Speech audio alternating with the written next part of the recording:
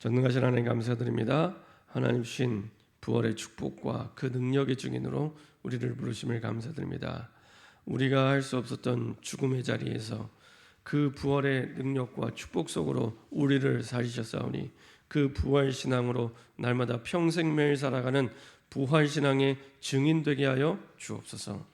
우리의 생각 속에 마음 속에 부활의 증인으로 부활 신앙의 주인공으로 응답받고 누리지 못하게 하는 모든 어둠의 세력과 흑암의 세력은 권세는 주 예수 그리스도의 능력의 이름으로 완전히 결박받고 떠나가게 허락하여 주옵소서.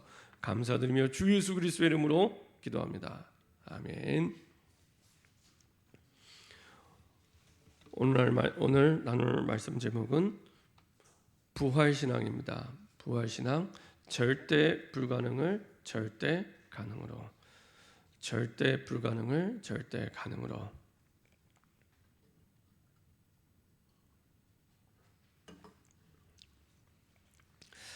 전 세계는 많은 나라들이 있습니다.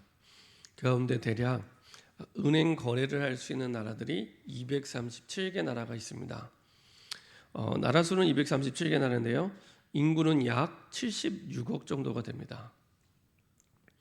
그리고 76억이 사는 지구의 면적이 1억 3,494만 제곱킬로미터.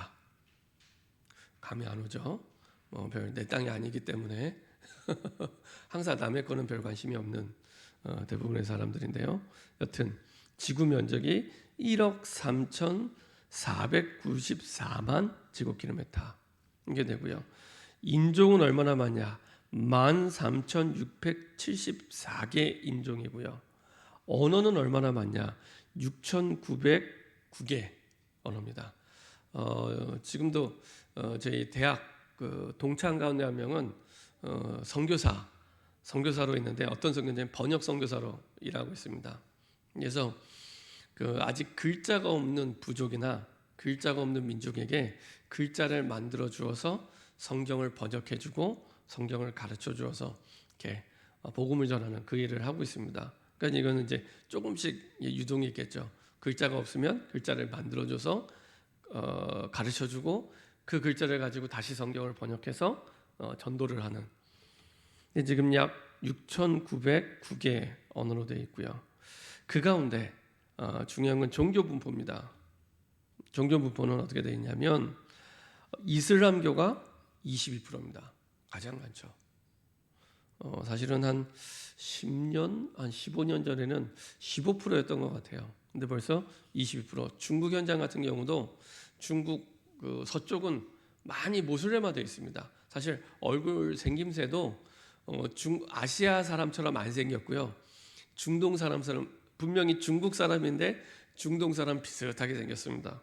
이 사람들은 대부분 그 모슬렘을 믿는 사람들입니다. 그래서 보통 전에도 뉴스에 한번 몇 번씩 나왔던 그 위구르 신장 지역에 있는 사람들, 그 사람들은 항상 데모하죠. 그리고 막 이렇게 투쟁합니다. 우리를 독립시켜달라고.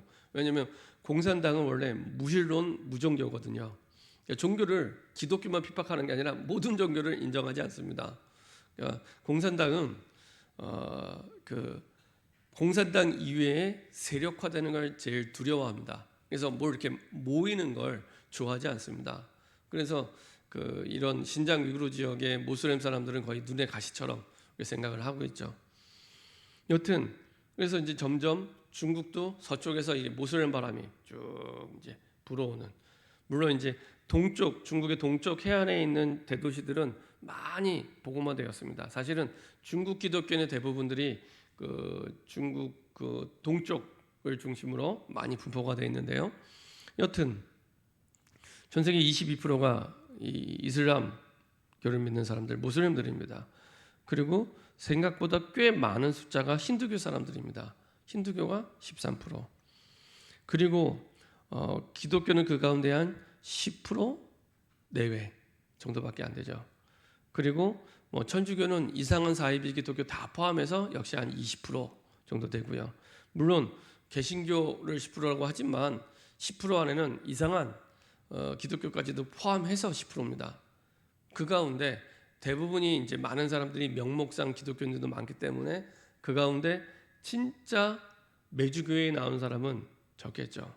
그 가운데 진짜 구원받은 예수님을 영접한 하나님의 자녀는 더 적겠죠. 그 가운데 저와 여러분처럼 정확한 성경적인 복음, 예수가 그리스도라는 복음 가진 사람은 훨씬 적습니다. 그리고 불교가 한 7% 이렇게 돼 있습니다.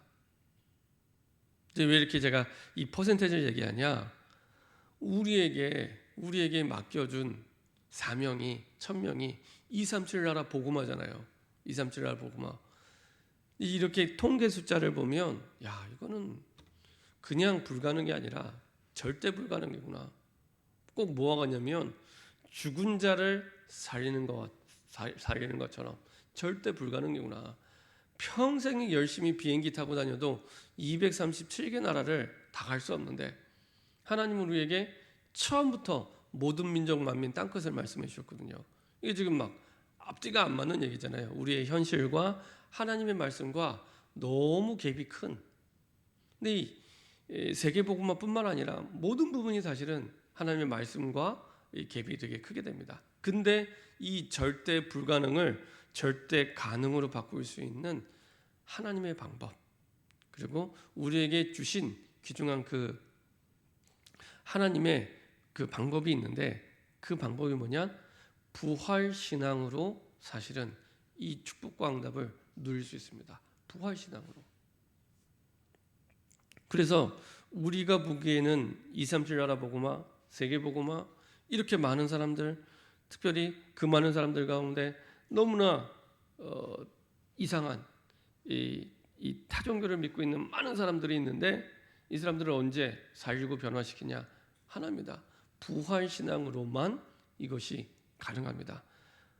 죽은 자를 살리는 그 부활신앙으로만 사실은 절대 불가능을 절대 가능으로 바꿀 수 있는 유일한 길입니다.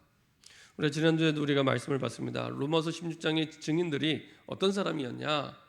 오직 예수만이 유일한 그리스도라는 성경적인 복음의 언약을 붙잡고 하나님의 뜻만을 붙잡고 달려갔던 사람들입니다.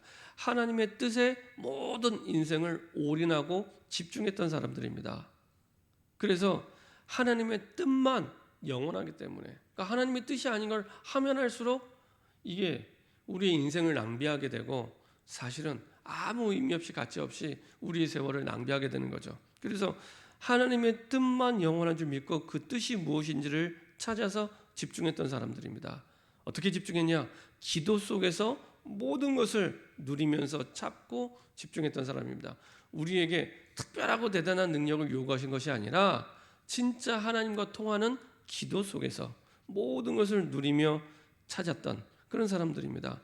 우리가 지난 주간에 특별 새벽 기도를 통해서 하나님의 뜻이 어떻게 우리 현장 속에 이루어져 가는지, 하나님이 주신 그 중요한 기본적인 내용에 대해서 우리가 살펴봤는데요. 그 첫 번째가 구원의 확신이었습니다. 아들이 있는 자에게 생명이 있고 아들이 없는 자에게 생명이 없느니라. 우리가 구원의 확신이 있을 때 모든 것을 누리는 응답의 중요한 시작이요, 사실은 그게 모든 것이 됩니다. 그래서 구원의 확신 속에 우리가 기도응답의 확신을 갖게 되고요, 구원의 확신 속에 성령의 인도의 확신을 갖게 되고요, 구원의 확신 속에 사죄의 확신을 갖게 되고요, 구원의 확신 속에 승리의 확신을 누리게 됩니다. 그래서 구원의 확신이 없으면 기도응답의 확신도, 성령 인도의 확신도, 사죄의 확신도, 승리의 확신도 아무것도 누릴 수 없게 됩니다. 그래서 진짜 예수 생명 되신 그분이 내 안에 계시느냐, 진짜 믿는다면 그걸로 끝입니다. 그걸로 끝입니다. 요한복음 19장 30절 십자가에서 다 이루신 그리스도께서 완전히 영원히 단번에 우리 과거 문제를 끝내시고 사단에 잡혔던 오늘의 문제를 끝내시고 미래 문제를 끝내시고 거기서 우리를 건져 주신 것이 구원이기 때문에 그 속에서 모든 응답을 누리게 됩니다. 그래서 우리가 구원받았기 때문에 기도 응답받을 수 있는 자격도 있고요, 응답받을 수 있는 권리도 있고요. 우리가 구원받았기 때문에 이제는 성령이 내주하셔서 우리를 끝까지 책임지고 인도해 주시고요, 우리가 구원받았기 때문에 또 실수하고 죄지어도 돌아올 수 있는 길이 있고요, 회복할 수 있는 길이 있고요, 우리가 구원받았기 때문에 어떤 상황과 시험과 문제를 만나도 압도적으로 승리할 수 있는 축복과 응답이 이미 와 있습니다. 이런 존재가 바로 새 생명을 얻은 존재요, 그 축복의 증인입니다. 그래서 이전 것은 지나갔으니 과거에 붙잡히지 말고, 문제에 붙잡히지 말고 미래를 향해 나에게 주신 응답을 주고 달려갈 수 있도록, 미래를 향한 하나님의 뜻을 붙잡고 달려갈 수 있도록, 보라 새 것이 되었도다. 완전히 새로운 나로 하나님이 바꾸셨습니다. 과거에 붙잡히지 마세요. 내가 옛날에 이랬는데, 내가 이런 체질이었는데, 이렇게 어려웠는데, 아무것도 문제되지 않습니다. 아무것도 문제되지 않습니다. 복음만 했기 때문에. 그렇죠? 불신자도 똑같은 생각을 합니다. 근데 우리는 복음만 했기 때문에 그 모든 것들이 그 사람의 성향, 그리고 그 사람이 가지고 있는 모든 것을 축복의 발판으로, 응답의 통로로 하나님이 바꾸십니다. 그래서 예수 이름 부를 때마다 우리가 이름으로 끝나는 것이 아니라 그 이름의 능력과 권세가 반드시 나타나고요. 어느 정도 권세냐? 하늘과 땅의 권세자인 그리스도께서 우리에게 권세와 능력으로 함께 하시고 역사해 주십니다. 그리고 우리 모든 것들을 기도를 통해 누릴 때 완전한 응답을 주시는 그 축복과 귀중한 응답을 체험할 수 있는 기회가 됩니다. 그래서 우리가 기도할 때마다 가져야 될 확신은, 우리에게 완전한 응답을 주실 수 있는 유일한 분은 하나님 한 분밖에 없구나. 이 믿음을 가지고 기도할 때 하나님께서는 정확하게 성경대로 우리에게 응답을 주십니다. 응답을 안 주시면 불법입니다. 그렇죠? 누구든지 주의 이름을 부르면 구원을 받고, 누구든지 예수 이름을 부르면 예수님께서 시행하시겠다고 약속해 주셨습니다. 그러니까 안 하시면 불법이에요. 그것도 그냥 시행이 아니라 요한복음 16장 24절에 보면은 너희 기쁨이 충만하리라. 기쁨이 충만할 만큼 응답을 준비하고 계십니다. 예수 이름을 부르기만 하면 사실은 그 축복과 응답을 누리게 됩니다. 이 모든 것들이 사실은 어디 속에 있냐? 부활신앙 속에 있습니다. 부활을 믿는 믿음, 부활신앙 속에 사실은 시작되었습니다. 그럼 부활이 도대체 뭡니까? 부활은 사전을 찾아보니까 다시 죽는 일 없는 썩지 않을 영체로 다시 살아나는 일, 보통 이 부활체라고 하는데요. 성경에 보면은 죽은 자가 살아난 장면이 있습니다. 뭐 야이로의 딸, 나사로, 나인성 과부의 외아들. 근데 이 사람들을 부활이라고 얘기하진 않습니다. 그냥 소생, 분명히 죽었다 살아났는데 소생이라고 해요. 부활이라고 얘기하지 않습니다. 이상하지 않아요? 왜 부활이라고 얘기를 안 할까요? 근데 그걸 보고 부활이라고 얘기해요. 소생. 왜냐? 그 사람 또 죽어요. 죽었다 살아났는데 또 죽어요. 아직까지는 불완전한 몸입니다. 근데 예수님이 부활해서 첫 열매가 되신 그 영체, 부활체는 지금 우리가 갖고 있는 이 몸의 이런 불완전한 육신이 아닌 영원한 하나님의 나라에 들어갈 그 부활체로 바뀌어지게 됩니다. 우리가 죽고 나서 하나님 나라 들어갈 때는 그냥 영만 들어가는 게 아닙니다. 부활체로 바뀌어서. 그래서 우리가 아까도 교동문에 얘기를 했지만은 예수님 부활한 다음에 영만이 아니라 실제 몸을 갖고 있다고 만져보라고 하잖아요. 근데 그게 그냥 썩어 없어질 몸이 아니라 영원히 썩지 않을 몸으로 바뀌어지게 됩니다. 그래서 그걸 보고 이제 부활체다, 보통 이렇게 구분해서 얘기를 합니다. 그거는 그냥 죽었다 살아난 소생이 아닙니다. 그런 완벽한 부활의 축복 속에 하나님이 우리를 불러줬습니다. 자, 그러면 어떻게 이런 일이 일어날 수 있었습니까? 어느 날 우연히 어쩌다가 일어난 것이 아니라 오늘 하나님 말씀 보니까 이렇게 말씀하고 있습니다. 내가 받은 것을 먼저 너희에게 전하는, 지금 고린도 교회 교인들에게 바울이 보내는 편지의 내용입니다. 고린도 교회, 내가 받은 것을 먼저 너희에게 전하였노니 이는 성경대로 그리스도께서 우리 죄를 위하여 죽으시고 장사 지낸 바 되셨다가 성경대로 사흘 만에 다시 살아나사. 기준이 어디 있냐? 성경대로. 여기 있습니다. 주님의 부활도 하나님의 역사하시는 유일한 방법인 성경대로. 그렇죠? 그래서 하나님이 주신 말씀대로 죽으셨다가 사흘 만에 하나님 주신 말씀대로 부활하사, 정확하게 성경대로. 이게 얼마나 사실은 정확하냐? 그때 당시에 고대 근방 사람들에게는 우리 사흘 만에 부활했다는 것이 별거 아닌 것처럼 보이잖아요. 이 사람이 완전히 죽었다가 정말 죽었어라고 인정하는 최소한의 기준의 날이 3일입니다. 그 당시에 사람들이 생각할 때 이 사람이 정말 죽었어. 죽지 않았는데 이렇게 기절했다 깨어날 수도 있잖아요. 그거 말고 진짜 죽었어라고 인정하는 그 기준이 최소한이 3일입니다. 3일 동안 안 일어나면은 이 사람 죽었구나 이렇게 생각을 하는 겁니다. 그러니까 그 당시 누가 봐도 정말 죽었다고 인정할 만큼, 그죠? 성경대로 3일 만에 사실 죽으시고 성경대로 죽으시고 3일 만에 성경대로 부활하사. 정확하게 하나님께서는 성경대로 하나님의 뜻을 이루시고 부활의 응답을 보게 하셨죠. 자, 왜 사람들이 그러면은 예수 그리스도의 부활을 믿지 않았을까요? 이 사람들은 성경대로의 믿음을 가진 게 아니라 이 사람들 개인의 생각대로 그리고 현실대로의 믿음을 가졌기 때문에 그렇습니다. 죽음은 절대 불가능한 거야. 맞죠? 대부분 그렇게 생각을 합니다. 죽은 사람은 부활할 수 없어. 예수님은 십자가에서 완전히 그런데 죽으셨어. 예수님이 누구인지 정확히 아는 자도 없었고요. 예수님이 진짜 그리스도라를 알고 믿었다면 부활이 성경대로 되어질 것이 너무 당연한데 그걸 몰랐죠. 그리고 대부분이 인간 이해 수준으로 생각을 한 거죠. 과학적으로, 의학적으로, 생리적으로 이 죽음에서 다시 살아난다는 것은 절대 불가능해. 이렇게 배웠기 때문에. 그래서 우리가요, 학교 교육에, 세상 교육에 오래 길들여져 있다 보니까 기본적인 것도 우리가 알아야겠지만 신앙에 있어서는 그렇게 믿으면 안 되거든요. 근데 신앙에 있어서도 세상적으로 학교 교육에서 받은 것대로 우리의 틀이 짜여져 있습니다. 우리가 어렸을 때부터 완전 복음 속에서 복음을 듣고 복음 속에서 자라고 이렇게 했으면 복음대로 성경대로 믿을 텐데 그렇게 안 믿었거든요. 그러니까 우리 실제 신앙에서는 대부분 어떻게 문제를 만나면 생각하냐? 그냥 현실대로, 그냥 세상에서 배운 대로, 그렇죠? 그 틀을 가지고 우리의 신앙이 대부분 그런 신앙을 갖고 있습니다.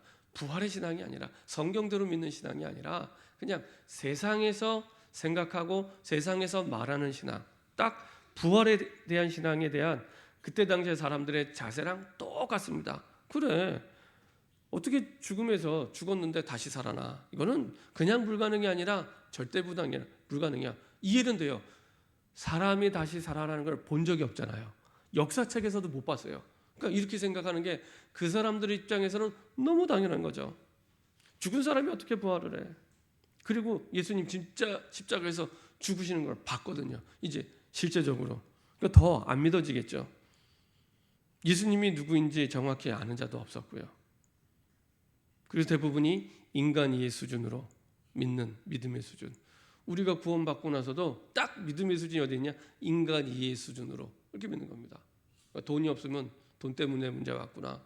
그리고 사실은 우리의 신앙이 사실은 하나님을 떠나서 하나님을 몰랐던 그때 믿음, 그때 신앙대로 우리가 믿음과 신앙을 가지고 있습니다. 그래서 절대 불가능이라고 생각을 하죠. 그러나 예수님께서는 성경대로 부활하셨습니다. 그래서 오늘 봤던 고린도전 15장 3절 4절에 있는 말씀대로 성경대로 부활하셨다. 성경대로 죽으셨고 성경대로 부활하셨다. 그래서 성경에 주신 말씀에 근거한 믿음을 가질 때 모든 우리의 절대 불가능은 절대 가능으로 바뀌게 됩니다. 우리가 와 있는 문제 속에 안 돼, 못해, 할 수 없어라고 말하는 근본적인 이유는 성경대로 믿지 않기 때문에. 꼭 부활도 우리가 성경대로 대부분의 사람들이 믿지 않아서 믿을 수 없었던 것처럼 사실은 우리의 신앙도 성경대로 믿지 않는 믿음이었기 때문에 현실에 매몰되고 현실에 잡히게 되고 현실 따라가게 됩니다. 자, 구약에 예언했던 대로 그걸 다시 신약에 인용하게 되죠. 우리 한번 보도록 하겠습니다. 시편 16편 8절 11절입니다. 주님의 부활에 대해서 여러 군데 예언을 했지만 다윗의 시편을 통해 확인해 보도록 하겠습니다. 시편 시편 16편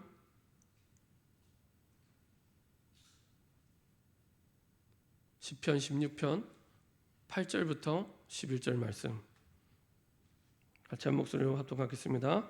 내가 여호와를 항상 내 앞에 모시며 그가 나의 오른쪽에 계심으로 내가 흔들리지 아니하리로다. 이러므로 나의 마음이 기쁘고 나의 영도 즐거워하며 내 육체도 안전히 살리니 이는 주께서 내 영혼을 수월에 버리지 아니하시며 주의 거룩한 자를 멸망시키지 않으실 것입니다. 주께서 생명의 길을 내게 보이시리니 주의 앞에는 충만한 기쁨이 있고 주의 오른쪽에는 영원한 즐거움이 있나이다. 다윗은 구약 시대의 사람인데 이미 주님의 부활을 보았던, 그래서 이 말씀을 베드로가 그대로 다시 인용을 하죠. 사도행전 2장입니다.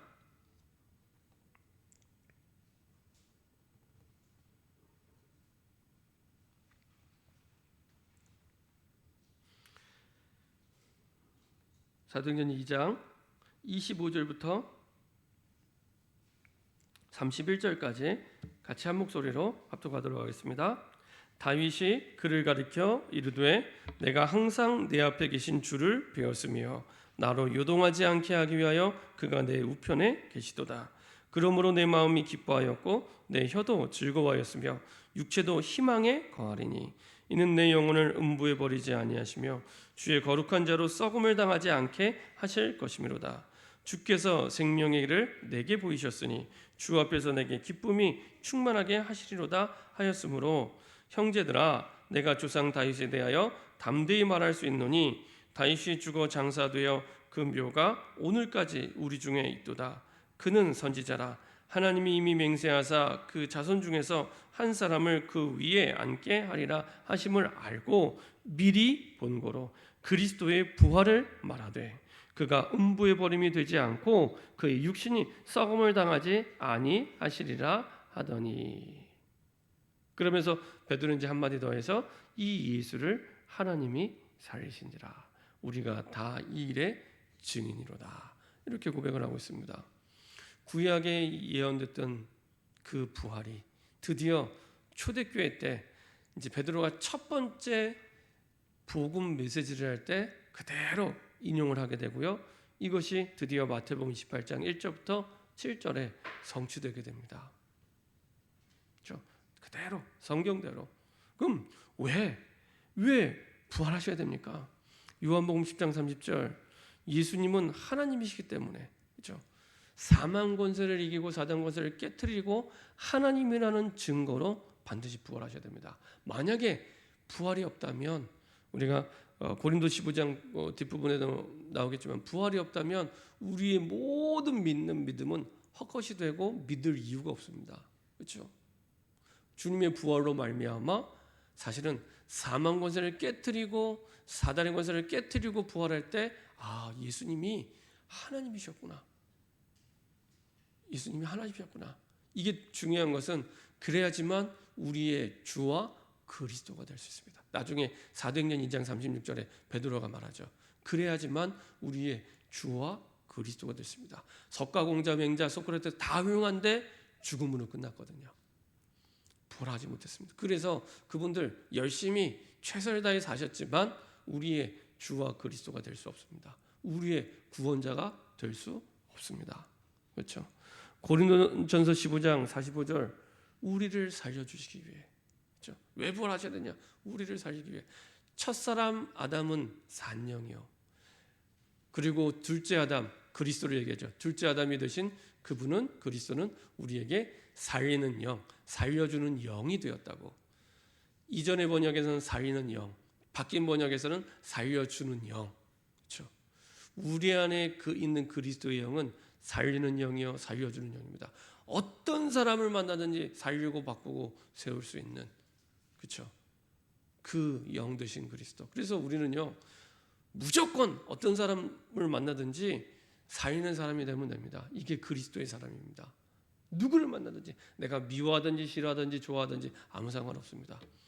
그리스도의 영을 가진 사람은 살리는 사람입니다. 그렇죠? 전도자는 살리는 사람이죠. 그 영 되신 그리스도가 우리 안에 계시기 때문에, 그래서 우리를 살려주기 위해 부활하셨습니다. 고린도전서 15장 20절 23절, 부활의 첫 열매가 되셨습니다. 그 말은 두 번째 열매, 세 번째 열매 차례가 우리 차례가 돌아온다는 얘기죠.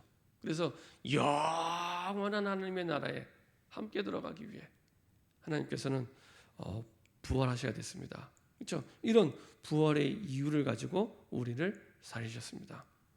자, 결론입니다. 성경대로 죽으시고 성경대로 사신 부활신앙이 도대체 뭡니까? 우리가 읽지 않았지만 고린도전 15장 1절 2절은 이렇게 말씀하고 있습니다.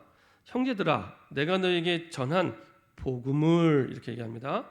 내가 너에게 전한 복음, 고린도 교회에 이미 그 전에 바울이 전했던 복음을 얘기하죠. 복음을 너희에게 알게 하노니 이는 너희가 받은 것이요 또 그 가운데 선 것이라.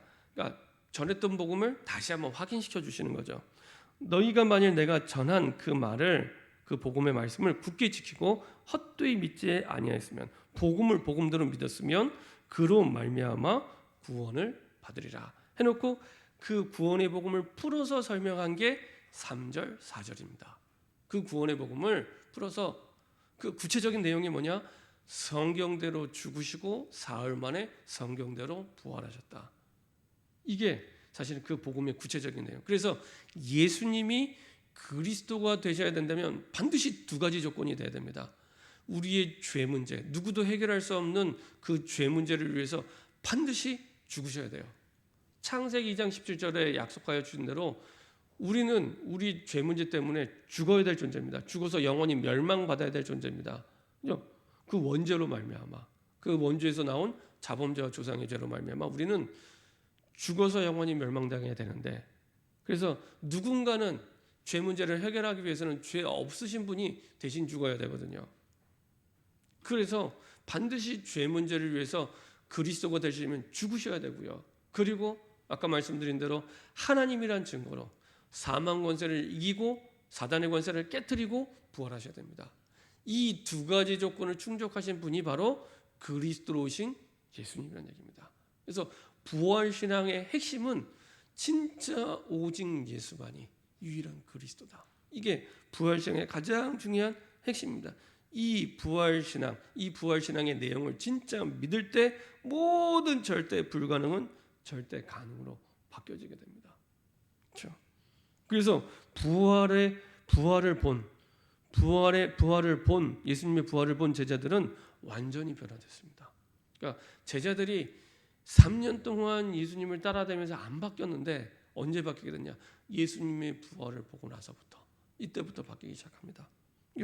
말로만 들었던 그 부활을 본 거예요. 있을 수 없는 일이 벌어진 거죠. 그래서 사도행전 2장 30절 36절 베드로가 가장 첫 번째로 복음 메시지를 할 때 구약에 있는 말씀을 인용해 가면서 다시 한번 예수님이 그리스도이신 이유에 대해서 설명한 겁니다. 다윗은 구약 시대 사람이었지만 그 부활을 보았던 사람이었다. 근데 그 부활의 주인공이 누구였냐? 십자가에 못 박은 그 예수였다. 그래서 그 예수가 우리의 주와 그리스도가 되셨다. 이게 베드로의 설교의 핵심 메시지였고요. 초대교회 모든 사도들과 증인들의 복음 메시지였고 핵심 메시지였습니다. 이것만 계속 얘기했습니다. 가는 곳마다 있는 곳마다 그것만 얘기했습니다. 예수가 그리스도다. 우리가 기다리던 그 메시아, 그 그리스도가 바로 우리가 십자가에 못 박은 그 예수다. 이걸요 계속 얘기하면 가는 곳마다 예수가 그리스도다. 그분이 부활하셨다. 부활하셔서 지금 우리와 성령으로 함께 하신다. 가는 곳마다. 그래서 그 예수가 그리스도라는 복음과 부활의 메시지를 전하는 그때마다 하나님의 능력이 나타나는 능력의 증인이요 부활의 증인이요, 그리고 심지어는 핍박과 능욕과 감옥의 갇힘과 수없이 많은 고통을 당해도 말하지 않고는 견딜 수 없었던 복음의 증인들이었습니다. 그것도 날마다. 그렇죠? 우리 한번 찾아보겠습니다. 사도행전 5장 40절 42절.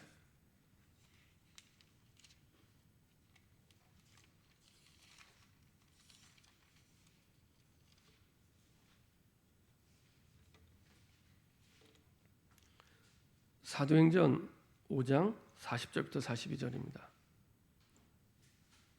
같이 한 목소리 합독하겠습니다. 그들이 옳게 여겨 사도들을 불러들여 채찍질하며 예수의 이름으로 말하는 것을 금하고 놓으니 사도들은 그 이름을 위하여 능력받는 일에 합당한 자로 여기심을 기뻐하면서 공회 앞을 떠나니라. 그들이 날마다 성전에 있든지 집에 있든지 예수는 그리스도라고 가르치기와 전도하기를 그치지 아니하니라. 지금 감옥에 끌려가서 두들겨 맞고 채찍질을 당하고 내보내서 절대 말하지 마. 말하면 또 잡아가둘 거야. 이렇게 했는데 나가자마자 집에 있든지 성전에 있든지 예수는 그리스도라고 가르치기와 전도하기를 그치지 아니하니라. 부활 신앙이 삶에서 어떻게 나타나는지 보게 하죠. 이 사람들의 특징은요 3가지였습니다. 진짜 절대 필요한 것이 우리에게 무엇인지를 알고 있는 사람들이었습니다. 그리스도 없이는 다 죽는다. 그리스도만이 우리에게 절대적으로 필요하다. 그 필요성에 대한 증인이었습니다. 사단과 제왕과 원죄의 문제와 지옥 권세를 깨트릴 유일한 우리의 절대 필요는 그리스도다. 그래서 가는 곳마다 이거를 증거했고요. 그리고 절대 해답을 얘기했습니다. 이 그리스도가 증거될 때 어떤 지옥 같은 현장이 있다 할지라도 하나님의 통치가 있는 하나님의 나라가 임하게 된다. 그래서 하나님의 나라와 우리의 남은 생에 해야 될 그의 일들, 이걸 얘기했고요. 그리고 절대 약속을 얘기했던 사람입니다. 그리고 우리에게 절대 약속을 주셨다. 우리 남은 생에 세계복음을 두고 오직 성령과 권능과 증거와 증인으로 살도록 이렇게 약속해 주셨다. 부활신앙으로 살았던 사람들의 특징이었습니다. 절대 필요를 알았고 절대 해답을 알았고 절대 약속을 붙잡고 있었습니다. 이렇게 응답받는 부활신앙의 증인이었습니다. 여러분들이 이제 2021년 부활절을 맞이해서 이것이 오늘 하루만 부활절이 아니라 날마다 매일 365일 평생 부활신앙으로 살 때 우리가 가장 성경적인 가장 올바른 신앙의 증인될 줄 믿습니다. 그래서요 마태복음 28장 1절에 보면은 안식 후 첫날 이렇게 얘기합니다. 안식 후 첫날. 안식 후 첫날이 사실은 부활절이었고 그날이 바로 우리가 평생 지키는 주일이 됐습니다. 우리가 지금 지키는 주일이 안식 후 첫날 그 부활의 날입니다. 왜 하나님께서 이 날을 주일로 기념하게 하셨을까요? 그것도 주의 첫날을 한 주간을 시작하면서 우리의 신앙이 날마다 매일 360일 평생 부활신앙으로 살도록 이것이 하나님에게 주신 사실은 뜻이요 계획입니다. 그래서 여러분들이 이렇게 평생 매일 부활신앙으로 살아가는 저와 여러분 되기를 소원합니다. 기도하겠습니다. 하나님 감사드립니다. 우리 날마다 매일이 부활신앙의 날이 되게 허락하여 주시옵소서. 모든 절대 불가능을 절대 가능으로 바꾸는 부활신앙의 증인이 되게 하여 주시옵소서. 감사드리며 주 예수 그리스도의 이름으로 기도합니다. 아멘.